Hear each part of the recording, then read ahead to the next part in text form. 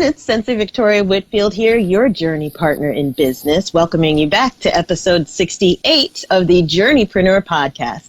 This is your source for channeled holistic stress management techniques, guidance, inspiration, and motivation to stay on your path to rapid financial ascension and massive impact as a conscious entrepreneur. The title of this podcast episode is The Power of Energy, and I have someone special here today, so I'm continuing on my journey to welcoming you into my incredible tribe of luminaries from all over the world. And today in particular, I have my friend Dihessa Bodjna. She's currently in Colorado, and she is going to share some of her story around how being an energy worker and opening up to spiritual reality has really changed her life. Welcome to the podcast, Dihessa. Hi, Victoria. Thank you so much for having me, and thank you really for doing this. I'm excited to be here. Yeah, welcome. Yeah, thank you. Yes. I love it. So tell us, what do you do, and what are the 3 things that you're known for in your business? Could you tell us, please? Yes, of course, yes. It's actually a little bit complicated. It's not that complicated, but I make it. So I get a little bit like, when people ask me, what do you do? But at the foundation of it all, it's all about energy. So what I do is I help, whether it's entrepreneurs or non-entrepreneurs. Initially, when I first started, it was all about entrepreneurs. And naturally, I started attracting people that weren't necessarily entrepreneurs that really wanted to also experience the power of energy really in their lives. So so far I have helped many people with utilizing the power of energy in manifestation, for example, even in business, right? Or in general manifestation. And a lot of the things that have happened for others has been just personal emotional healing, or personal, even physical healing, right? Physical healing. For example, this week alone, I've had 2 people who, like one of them who told me, for example, that all her entire life, she's had to take painkillers around her period, right? And we've worked for about 1 month. And for the first time, I'm sharing this because this really freshly just happened. For the first time in her whole entire life, since she started having her period when she was a teenager, and she's now 36 or 37 years old, for her first time, she didn't have to take painkillers because it's all related to energy in your body, right? It's all related to energy in your body. So it's really about balancing the energy in your body. And once you do that, whether it's a mental illness, whether it's I don't want to say I'm a psychiatrist or anything like that, but everything is related to energy. Whether we're having a hard time manifesting or being our full self in receiving, it's also related to energy. Or whether we have any sort of physical condition in our body, it is so related to energy because our mind, our emotions, all that create the conditions in our body. Whether it is related to emotional heartache that we've had in our lives and stuff like that, it's also related to how our emotional brain processes information that comes to us. So basically, if I were to say 3 things that I am known for, really, it's under one big umbrella is like utilizing energy for physical healing, emotional healing. What's happening? Oh, you're good. You're good. Do you hear something else? I hear your voice. You can hear my voice in echo? Yeah, it's echoing. I don't know. Anyway, but it's okay. You don't hear anything? No, not at all. Okay, I'm hearing double things, but that's okay. I'll move over it. All right. Okay, don't worry. I'll let it out. Emotionally, manifestation, and if also physical healing through energy, basically. Yeah. Gorgeous. I love it. So, yeah. With that being said, how did you stumble upon this? Like, did you always have an intuitive relationship with energy, or was there like one experience that you had in particular that was kind of boom, open your eyes, open your heart, and you're like, wait a minute, I'm having an epiphany here. I've got to shift my business. I got to change my... Yeah, tell me. Yeah, I actually used to think energy was really cuckoo and what the hell are they talking about? What in the world? It's insane. It's crazy. All these things. I used to think that. But for me, it's like life has a way of waking you up. For me personally, it was because my youngest son, the one you know about, he was going through a really, really rough time. So when he was... 4 years old, about 4 years old,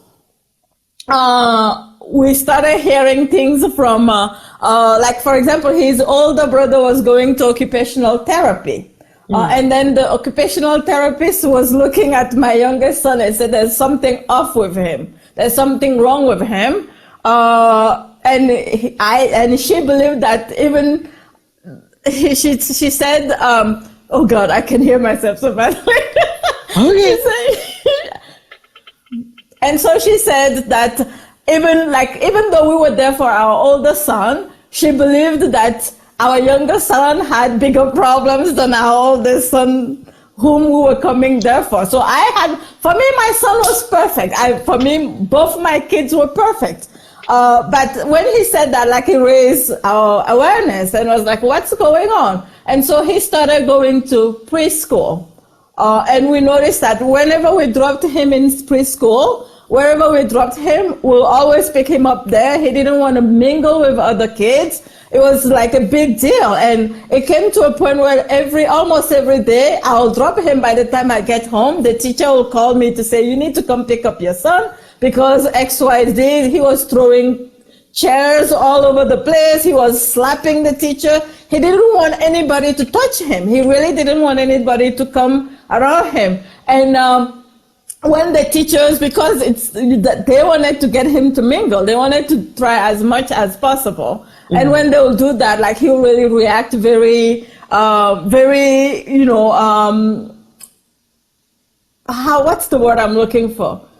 Like, not very well. He'll react very aggressively. Yeah. And then from then we were told that he really needed to go get tested for a lot of things. So we went to psychiatrists, we went to therapy, like a psychologist first and then psychiatrist. Lots of words came up, like ADHD came up, autism came up, Asperger came up. All these words from different people all kept coming up. And they wanted to put him on medication and stuff like that. Like, by then we're like, oh my God, what's going on? It's like, all of a sudden we thought our son was okay, and then all of a sudden it's like, oh my God, like, there are all these things. And then that year he was supposed to go to kindergarten, public school. And we were told that you need to get him, like, prepared, like, he's never going to survive in public school and stuff like that. But it just so happened that year we went back to my country, my native country, Togo, and my mom said, "There's this guy that I would like to see for you to meet. He's all about energy. He talks about energy, and he might be able to help you out with your son." And I said, why the hell not? Hey. And so we met with the guy, and the guy took one look at my son and he said, there's nothing wrong with your son. And I said, but what do you mean? Everybody in the US, the experts, said that there's something wrong with him. And then he said, there's nothing wrong with him. The only thing that's going on with him is because he's so sensitive to energy, and energy is so chaotic around him all over the place. At home, energy is chaotic. When he goes out, energy is chaotic. That the only way he knows how to deal with this is to withdraw from the world. Mm-hmm. That's why, like, he's checked out. He's really checking out of this world. And I'm like, you know what? All the experts, the one thing they agreed on was that the kid is checked out. Yes. And so he said, when you learn to manage your energy, when you learn to give him, when you know how to give him a safe, energetic place at home, then he knows that even when he goes outside, there's a safe place for him to come out. So he'll be encouraged to be participant of this world. actively as opposed to withdrawing from the world. Mm-hmm. And we're like, so how do we manage our energy? How do we change our energy? So that's really what started my journey. He wasn't able to help me there because I needed to come back to the United States. And he just said, just ask, and then you'll be shown the way. Ask for a way to be shown who can help you, and then you'll be shown the way. And I came back here to the United States, and I was like, oh my God, no one can help me with this in the United States. Blah, blah, blah. Like, and then so I asked. And long story short, I accidentally ended up finding the perfect training for me. I accidentally ended up like reaching my teacher's trainings, and my life changed since then. And I remember, actually, this is how I started knowing. I knew. Like, I remember saying this, and now we talk about it and we think it's hilarious. But when he was 2, 3, 4 years old, I'll say, can I give you a hug? But because first you all, of course, have to ask permission before you give him a hug. And then when I'll ask permission, he'll say something like, I just hugged you like 3 days ago. What do you need another hug for? What do you need another hug for? And I remember that. But then I did like this really intense energy training one day, and I came back home, and I remember this. I can never forget this. That was what started my whole thing. I came back, and I could feel so much at the time. After that training, I actually broke open that day. Like, my heart broke open. Like, it was so magical. I could finally feel myself, because I felt that without realizing it, I had built so many walls around my heart, because I didn't want to feel any more pain because of painful things that had happened in my life. And the only way I knew how to deal with it was to raise a wall. And I wasn't even aware of it, right? And through that training, it broke, like I could feel so much love for myself, and I could feel so open, and I could breathe again. And I went back home, and I just opened the door. At the time, we lived in a 3-story house. And the second level was the living room and kitchen area. And I could hear that he was watching TV at the time. And he stopped it. He stopped the TV, and then he came from the living room, came up the stairs, and then he paused. And then he took one look at me, and then he ran down the stairs, and he gave me this big hug. And then he whispered in my ears, he said something like, not exactly, he whispered in my ears, he said, I could feel your love from so far away. I could feel your love from so far away. And that's how I knew, right? That's how I knew that there is something to this energy thing. That's how I knew. I was like, oh my God. And from that day on, I actually made it my mission. I actually decided from that day that I wanted to share this with everybody. Everybody needed to experience this. And I remember going to my friends. They thought I was nuts, actually. I'm like, you need to experience this. Or sometimes I'll just go to them, and then I'll just give them a hug. I love you so much. And because finally I could feel. Because before then, even though I said to people, I love you, I just didn't feel it, right? Because it's a lie. I was lying to myself, because if I can't love myself, if I have so many walls, if I am so guarded, then how am I supposed, even though I may claim that I love, somewhere, somehow, there's something here that was preventing me from really, really feeling fully. So I started sharing with people. Back then, I didn't have a business around energy at all. But as much as possible, I shared with as many people as possible. I got my friends to experience it. I got my family, like my husband ended up experiencing it for himself, and his life changed. And I'm so glad, because both our lives changed incredibly because we both experienced this. My family, like my sisters experienced it, like my brother, like I'm like, you know what? listen, your life will be changed. And from then on, I was like, okay, now what? Now that my family members have experienced it, now that my friends have experienced it, now what? And back then I was doing, even when I joined CABS, I was just doing online marketing. I was just doing like website design and stuff like that. Not just, but that's what I was doing. But like then I was like, no. There has like my heart was so pulled towards sharing the power of energy with as many people as possible. And then since then, like, of course, you know how life goes. So like I decided, I'm like, oh no, maybe it's too scary. So I went back and forth a little bit there. Like, oh no, maybe that's too much. And then because I was also listening to other people that kept saying, you shouldn't be mixing energy with being professional and stuff like that. And so I kept going back and forth and back and forth. And each time I'll be like, I have made the decision. Each time I'll be like, okay, this is it. I'll get like a big project. I'm like, okay, this is money coming in. Why don't we just go with that? Let's just stick with online marketing, and because it's money coming. And then finally, one day, I remember this, actually I was at one of the CABS meetings with Fabienne, and that's when I decided, right, this is it. I'm not going back, no matter what comes my way, I'm not going back. And I remember that day, one of the cabbies looked at me and said, and she was French speaking. And because I speak French as a first language, she's like, I'm looking for a web designer. And it is so awesome that you are a web designer and also French speaking. And then I remember looking at her and I said, I'm so sorry, I can't help you. That was it.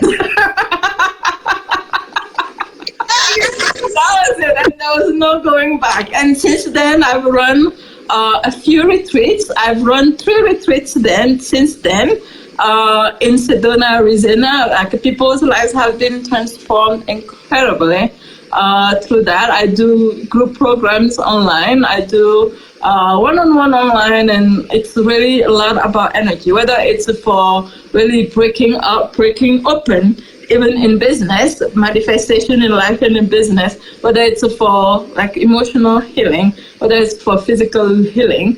And believe it or not, there's actually no difference at all, because one always affects the other. There's like so much interaction between all 3 layers of stuff. And so that's a very long way of answering your question, Victoria. One question. For me, whenever that, it's actually always comes back to energy. Whenever I feel like I want to throw in the towel, whenever I feel like I don't want to do this anymore, whenever I reach, like I face any really big challenges, it almost feels like I'm facing myself, right? It almost feels like I'm facing myself. It's not something that's from outside. And a lot of the times, what I know and what I have experienced for myself is that whenever that's happening, I look at it as I have my true essence, my true self inside, and then I have this other part of myself, which is, I don't want to say the ego or stuff like that, because I feel like that word is so loaded with preconceptions, right? But like, there's my true self, that divine part, the brightest part of who I am, and then there's this other part of me who has limitations, who has lots of preconceptions, who has a lot of like a faulted information that she's carrying, maybe from her ancestors or from like the challenges that we come in life to face. And whenever I get swallowed, whenever I feel like, I don't want to do this, or I feel like it's too challenging and stuff like that, 100% for me, it has been because there's a gap between who I'm being at the moment, right, and who I truly am. And for me, the one way to get back to it is, right, it doesn't mean that the challenge will not be there once I get back. It just means that then I can look at it from the brighter part's perspective, right? Whether it's something like a hard decision that needs to be made, whether it is, facing myself, or whether it's having the courage to keep going. I know that for me personally, and I've seen this for many people that I work with, if not all of the people that I have worked with, whenever they're going through challenges, it's because there's a gap, right? And so when we fill in the gap, then the solution comes in like intuitively. So you find the solution. It may not please other people, but it will be the right solution for me. It will be the right solution for you. And so for me, how do we get back to how do we get back on track? No matter, it doesn't even matter like which area, whether it's in relationship with somebody, loved one and stuff like that. When we hit that wall, it's because there's a gap between me and me, right? There's a gap between who I am and who I'm being at the moment. And for me, energy is the key for connecting. Energy is what connects me back to the brighter part of who I am. And so whenever I'm going through that, okay, I can see myself going off track here. Let me go back. Let me go back home. Let me go back to my divinity. Let me go back to my source. Let me connect back to me. And I call it, like, through energy, you can connect to the database of the universe. I call it the database of the universe, right? Because there's a multitude of answers to any problems that we have. But if we're disconnected, then we don't have access to that, right? So for me, that would be the first thing. And I talk about energy and I talk about energy exercises, right? But like, even if you don't have access to any of the ones that I particularly do, I'm not even saying that my energy exercises are like the one thing that like, no. Those are the tools that I utilize. But something as simple as just even bringing the mind back to our breath, like feeling, I talk a lot about breathing in the lower abdomen. I think it's our power, really. Feeling the breath in the lower abdomen, it's so powerful, right? Grounds, it really brings you back right away. I also talk a lot about the brain stem, like I talk about layers of the brain, because no matter what, whether we're being in our false self or our true self, right? Inside of us, inside of our brain, we have that brightest part. We have that divine part, right? We have, they say that's what I have experienced now is God is in my brain, right? The universe is in my brain, right? There's no separation between the universe and me. There's no separation between God and me. I have the seed of God in my brain, specifically in the brainstem. And by stimulating specific acupressure points in your body, you can actually activate that. And I think that's very beautiful. Yeah. So. Okay, so I have my Facebook group. It's called Dihessa Love Story. We have I think we probably like maybe almost 5,500 ladies and now a few gentlemen, brave gentlemen in there. It's a love story. But like, if you wanted to experience some of what I'm talking about, I actually have a free training. It's like a sequence of 4 videos. It's very powerful. A lot of people are talking about it online, actually, which makes me very, very proud. You could go to dihessa.com/manifesting. Dihessa.com/manifesting. Yeah. Hessa. Last name is Bodjna, Bodjona. On Instagram, I'm Dihessa B, Dihessab. Simple. I love it. Yay, wonderful. So, Dihessa, we want to thank you so much for coming on to the Journeypreneur Podcast. This has been absolutely amazing. And to all of you who are listening in, go ahead and check her out online. And we just want to thank you so much to all of our listeners who've been hitting that subscribe button on iTunes, leaving your 5-star reviews. Please go ahead and drop in the comments. What was your favorite takeaway from today's episode? What struck you the most about Dihessa's story around the power of energy? And to round it off today, I just want to say again, as always, enjoy the journey.